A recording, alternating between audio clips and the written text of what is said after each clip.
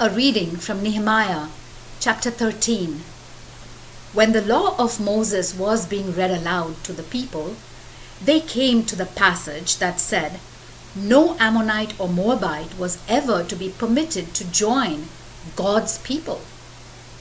This was because the people of Ammon and Moab did not give food and water to the Israelites on their way out of Egypt.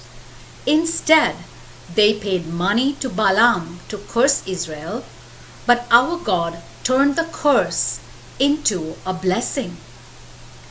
When the people of Israel heard this law read, they excluded all foreigners from the community. The priest Eliashib, who was in charge of the temple storerooms, had for a long time been on good terms with Tobiah. He allowed Tobiah to use a large room that was intended only for storing offerings of grain and incense, the equipment used in the temple, the offerings for the priests, and the tithes of grain, wine, and olive oil given to the Levites, to the temple musicians, and to the temple guards. While this was going on, I was not in Jerusalem because in the 32nd year that Artaxerxes was king of Babylon, I had gone back to report to him. After some time, I received his permission and returned to Jerusalem. There, I was shocked to find that Eliashib had allowed Tobiah to use a room in the temple. I was furious and threw out all of Tobiah's belongings.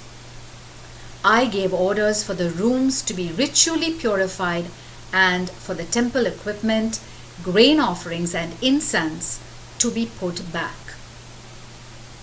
I also learned that the temple musicians and other Levites had left Jerusalem and gone back to their farms because the people had not been giving them enough to live on.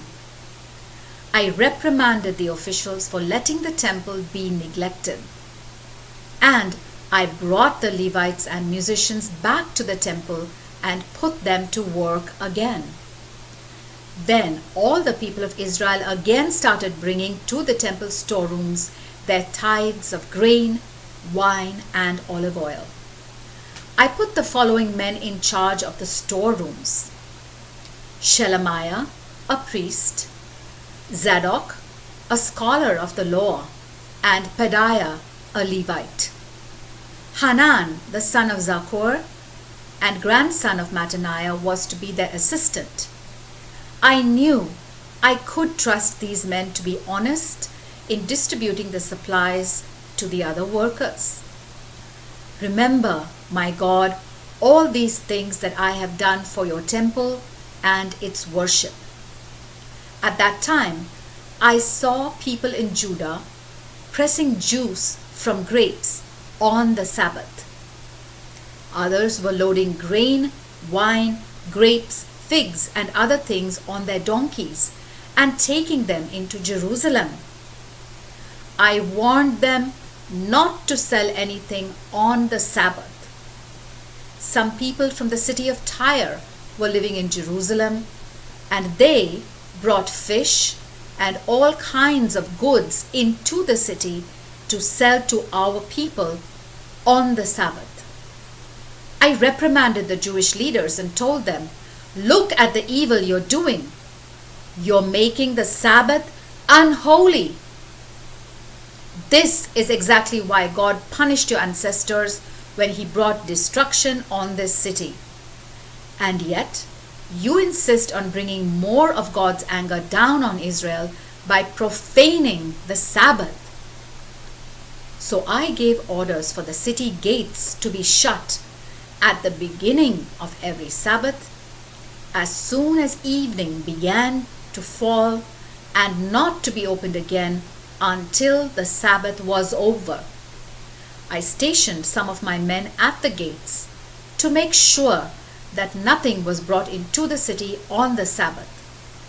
Once or twice, merchants who sold all kinds of goods spent Friday night outside the city walls. I warned them, it's no use waiting out there for morning to come. If you try this again, I'll use force on you. From then on, they did not come back on the Sabbath. I ordered the Levites to purify themselves and to go and guard the gates to make sure that the Sabbath was kept holy. Remember me, O God, for this also, and spare me because of your great love. At that time, I also discovered that many of the Jewish men had married women from Ashdod, Ammon, and Moab. Half of their children spoke the language of Ashdod or some other language and didn't know how to speak our language.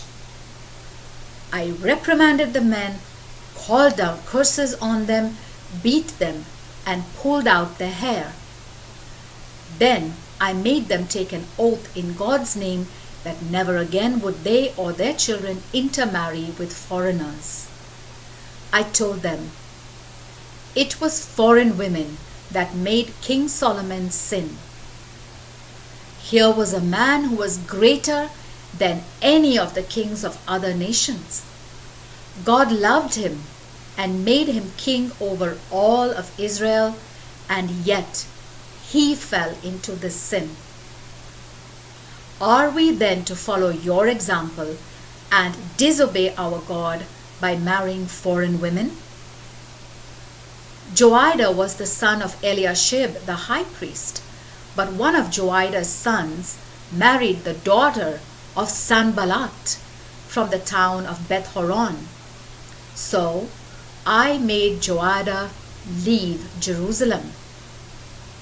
Remember, God, how those people defiled both the office of priest and the covenant you made with the priests and the Levites. I purified the people from everything foreign. I prepared regulations for the priests and the Levites so that all of them would know their duties.